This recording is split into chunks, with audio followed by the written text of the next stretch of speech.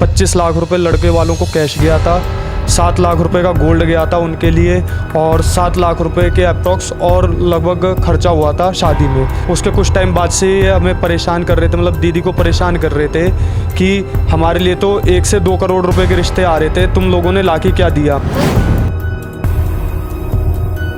उसको सास परेशान करती थी, कभी किसी चीज़ को लेकर, खाने पीने के, रसोई को लेके, कभी किसी चीज़ को लेके उसको ताने मारती रहती थी। और कभी पैसों के लिए, नहीं तेरी मम्मी ने ये नहीं दिया, तू ये नहीं लेके आई, वो नहीं लेके आई, कपड़े ऐसे आए, कपड़े हल्के दिए, भारी दिए, ये इस तरह से वो उसको परेशान करती थी।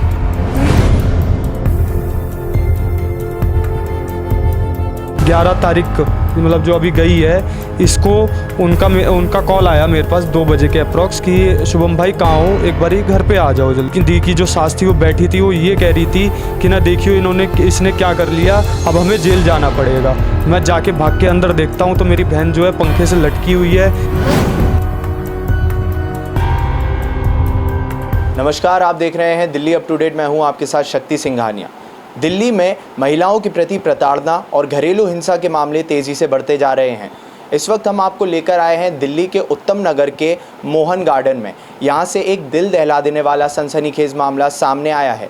यहाँ पर एक महिला जिसका नाम गरिमा है, उसके पति और उसी के परिवार के द्वारा इतना प्रताड़ित किया गया कि एक दिन गरिमा की जो बॉडी है वो संदिग्ध अवस्था में मिली। वहीं जो गरिमा के परिवार के लोग हैं उन्होंने ये आरोप लगाए हैं कि गरिमा को पैसों को लेकर जो है उनके ससुराल के लोगों ने परेशान किया है, जिस वजह से ये जो पूरा हादसा हुआ है। तो इस वक्त हमारे साथ गरिमा के परिवार के लोग मौजूद हैं, इनसे बात करते हैं, जानने की कोशिश करते हैं क्या था पूरा मामला। इस वक्त हमारे साथ गरिमा के भाई मौजूद हैं, इनसे बात करते हैं। क्या नाम है आपका? शुभम। अच्छा शुभम, गरिमा की शादी को लगभग कितना समय हुआ था? सर अप्रॉक्स 3.25 महीने, 3.25 साढ़े 3 महीने, ये मानिए क्या कहते हैं 23 जनवरी 2022 को शादी हुई थी इसकी, और 23 जनवरी 2022 को शादी हुई थी और आज की डेट आप लगा लीजिए क्या कहते हैं 14 मई 2022 है, यानी कि 3.5 महीने अप्रॉक्स टोटल हुए हैं।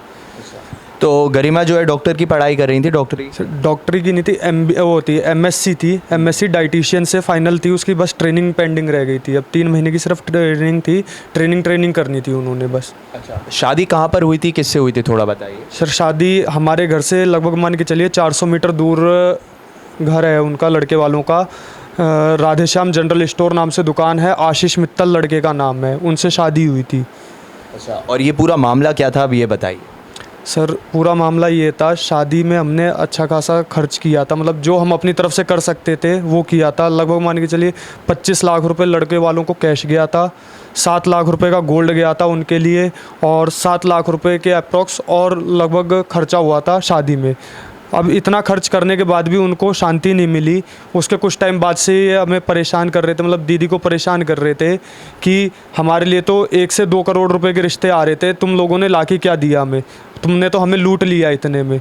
इसके बाद क्या कहते हैं, ये इसको दहेज के लिए परेशान करते थे कि तू घर से अपने इतने पैसे लेके आएगी, इतने पैसे लेके आ, ठीक है, इस चीज़ के लिए परेशान करते थे। अब मामला ये है कि भैया 11 तारीख मतलब जो अभी गई है, इसको उनका कॉल आया मेरे पास 2 बजे के अप्रॉक्स कि शुभम भाई कहाँ हो, एक बारी घर पे आ जाओ जल्दी। मैं घर पे जाके दोपहर 2 बजे? हाँ जी, दोपहर के 2 बजे कॉल आया। मैं जाके वहाँ देखता हूँ तो इनकी जो दुकान है वो बंद है। सबसे पहले मैंने यही नोटिस किया दुकान बंद है। मैं भाग के ऊपर जा रहा हूँ तो इनके सारे नौकर जो हैं गेट पे खड़े हैं। उनकी दी की जो सास थी वो बैठी थी, वो ये कह रही थी कि ना देखियो इसने क्या कर लिया, अब हमें जेल जाना पड़ेगा। मैं जाके भाग के अंदर देखता हूँ तो मेरी बहन जो है पंखे से लटकी हुई है, मेरा जीजा खड़ा है, उनके साथ एक नौकर खड़ा है, पर उनमें से किसी ने उतारा नहीं है उसे।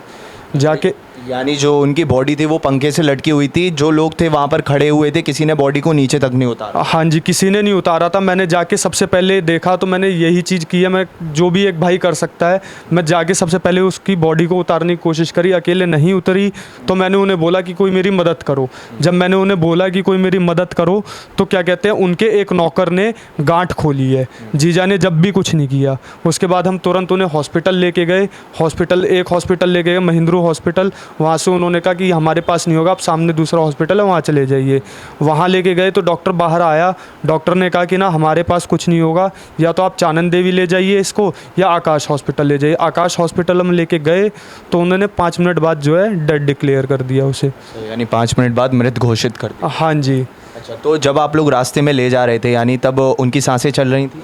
नहीं भैया, ऐसा हमें नहीं लगता, बट एक ये था कि उम्मीद थी कहीं ना कहीं से कि शायद हम उसे बचा सकें, इस वजह से हम उन्हें हॉस्पिटल लेके गए। बट हम इस चीज़ में, तो इस पूरे मामले के बारे में आपने अपने घर पर कितनी देर के बाद जो है कॉल किया, बताया सारा कुछ? इस मामले में भैया जब मैं यहाँ से हॉस्पिटल लेके जा रहा था उन्हें, इतने में मैंने रास्ते में से कॉल कर दिया था कि ऐसे ऐसे बात है, आप जितना जल्दी हो सकते हैं उतना जल्दी आइए। अच्छा, तो जैसा कि आपने बताया कि परिवार के जो लोग थे, जो जहाँ पर शादी हुई थी, जो ससुराल के लोग थे, वो जो है पैसों की डिमांड कर रहे थे। तो कितना लगभग समय हो गया था? शादी के कितने समय बाद ही वो लोग पैसे मांगने लगे थे? लगभग भैया शादी के 1 से 1.5 महीने बाद ही जो है उनकी डिमांड आने लगी थी कि आप इतने पैसे लेके आइए, हमें बिजनेस में लगाने हैं। अच्छा, कितने पैसे मांग रहे थे? सबसे पहले भैया उन्होंने क्या कहते हैं 5 से 7 लाख रुपए मांगे थे कि हमें बिजनेस में लगाने हैं। उसके बाद क्या कहते हैं, जब लास्ट डेथ हुई थी उससे 1 दिन पहले भी दी का कॉल आया था कि घर वाले इतने पैसे मांग रहे हैं। तो हमने अब बात करी थी आपस में, तो ये था कि पापा आ जाएंगे, पापा से डिसाइड करेंगे, उसके बाद शाम को जाके बात करेंगे। बट शाम होने से पहले ही दोपहर में जो है उन्होंने उसे ज़िंदा नहीं छोड़ा। अच्छा, तो जैसे जब आप वहाँ पर पहुँचे, जब आपने बॉडी देखी, उसकी कितनी देर के बाद अस्पताल ले जाया गया? क्योंकि आपने जैसे बताया कि वहाँ पर जो लोग खड़े हुए थे, जैसे आपके जीजा जी जो थे और भी बाकी जो तमाम परिवार के लोग थे, वो वहाँ पर खड़े हुए थे। तो आपके पहुँचने के कितनी देर के बाद अस्पताल ले जाया गया? जब मेरे पहुंचने के बाद जैसे ही मैंने उसे उतारा, मैंने तुरंत इन लोगों को बोला कि गाड़ी निकालो, इन्हें हॉस्पिटल लेके चलते हैं। तो ये लगभग मान के चलिए जब हमने उन्हें उतारा उससे 2 मिनट बाद हम हॉस्पिटल लेके निकल चुके हैं उन्हें।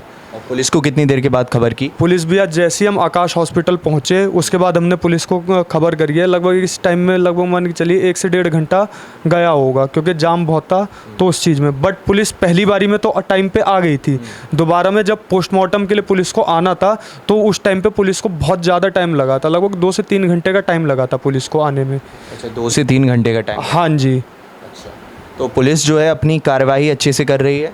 भैया पुलिस कार्रवाई कर रही है, बट सभी कार्रवाइयों में जो है डिले है। जो कार्रवाई होनी चाहिए थी वो कार्रवाई अभी तक नहीं मिली है हमें। क्या कार्रवाई चाह रहे हैं आप? हम कार्रवाई चाह रहे हैं कि उनके ऊपर सख्त से सख्त एक्शन लिया जाए जितना जल्दी हो सके। बट अभी तक जो है जो लड़का है सिर्फ वो गिरफ्तार हो चुका है, क्या कहते हैं उनके घर में और कोई गिरफ्तार नहीं हुआ है। इस वक्त हमारे साथ गरिमा की माँ भी मौजूद हैं, इनसे भी बात करते हैं। आंटी जी, ये बताइए, कभी गरिमा ने आपसे कभी कुछ बताया घरेलू हिंसा का जो वो शिकार हो रही थी? घरेलू हिंसा में बताती थी, उसको सास परेशान करती थी। कभी किसी चीज़ को लेकर, खाने पीने के, रसोई को लेके, कभी किसी चीज़ को लेके उसको ताने मारती रहती थी। और कभी पैसों के लिए, नहीं तेरी मम्मी ने ये नहीं दिया, तू ये नहीं लेके आई, वो नहीं लेके आई, क्या कपड़े ऐसे आए, क्या कपड़े हल्के दिए, भारी दिए, ये इस तरह से वो उसको परेशान करती थी। अच्छा, नहीं ऐसा भी सुनने में आया कि एक बार जो है चाय फेंक दी थी गरम? एक दिन उस चाय बनाने के लिए बोला था, 2 मिनट लेट हो गई थी, चाय बना के लेके आएगी, वो बोली मम्मी जी ये लो चाय। चाय लेके कप फेंक के ऊपर उसके ऊपर मारा। जब वो उसने अपना बचाव किया, वो पीछे गिरी, पीछे हटी तो पीछे गिर गई थी। उसकी वजह से उसके पैर में चोट आई थी, पैर का मांस फट गया था उसका। तब उसने कुछ नहीं कहा घर वालों से, मेरे साथ क्या हुआ क्या नहीं हुआ, उस टाइम पे उसने हमको भी नहीं बताया था। बाद में आई, उसने एक दिन मेरे से बोला था, मम्मी मेरे पैर में दर्द हो रहा है। मैंने कि बेटा, उसने वो वाली बात नहीं बताई थी पहले जो उसके साथ हुई है, उसने छुपाई थी। चल कोई बात नहीं, घर की बात है, मैं नहीं कहती, सब कुछ ठीक हो जाएगा। वो कहने लगे मम्मी पैर में दर्द हो रहा है। मेरे पैर में थोड़ा सा उसके तेल लगा दी। मैंने बेटा ठीक हो जाएगा, कोई बात नहीं। उसका वो अपनी ससुराल चली गई। फिर वो बोलती है वहाँ पर, कहती है कि मम्मी उसका बढ़ता गया, कि मम्मी मेरे दर्द हो रहा है इसमें, अपनी सास से कि मम्मी जी दर्द हो रहा है इसमें, मेरे दवा दिलवा दो। उसकी सास ने मना कर दिया, दवा नहीं दिलाऊंगी तेरे को, ऐसे ही तेरे को ठीक होना है। क्या रोटी बांध ले, इस पे बैगन का भरता बांध ले, ये कर ले। उसको नहीं दवा दिलवाई थी। गरिमा ने कभी आपको खुद से बताया है कि उनके साथ जो है इस तरह की मारपीट की जाती है, या आपसे छुपाया है हमेशा? मारपीट के लिए उसने नहीं बताया था, अभी 2 दिन इसके होने से 1-2 दिन पहले ही बताया था कि ऐसे ऐसे मेरे साथ हो रही। घरेलू की छोटी मोटी बातें बताती थी, तो वो भी कहती थी मम्मी इसमें मत बोलना, मैं सब कुछ ठीक कर लूँगी। अच्छा, यानी वो कहती थी कि मैं संभाल लूँगी, आप परेशान मत होइए। परेशान मत हो, आप मत बोलो, क्यों आप बोलोगे तो और ज़्यादा झगड़ा होगा घर में। इस बात को लेके वो हमें बोलने नहीं देती थी। तो जैसा कि उनके भाई ने बताया कि जो है गरिमा के ऊपर जो है लगातार उनके घर के लोग जो हैं प्रेशर डाल रहे थे कि पैसा लेकर आओ, अपने मायके से पैसा लेकर आओ। तो आपसे भी पैसों की डिमांड की थी, कभी आपसे बोला है पैसों को लेकर कुछ? एक बार बोला था उन्होंने, बट हमने उसके ऊपर कोई ध्यान नहीं दिया इस बात का। नहीं जी हम पैसा नहीं तुम्हें वो करें, हम इनसे कहते देखते हैं कभी इंतजाम करते हैं, होता है तो। अभी हमने शादी करी है, हमने बाहर का भी हमको देना लेना है, अभी हम नहीं दे सकते तुम्हें इस टाइम।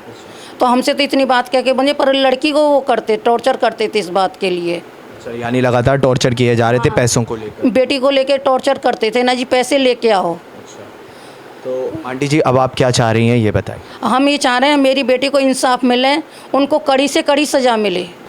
यहाँ पर हमने गरिमा के परिवार के लोगों से बात की। इन्होंने बताया किस तरह से इनकी बेटी को, इनकी बहन को जो है किस तरह से उनके जो पति हैं, उनके जो परिवार है वो मारपीट करते थे, उनको घरेलू हिंसा का शिकार बनाते थे।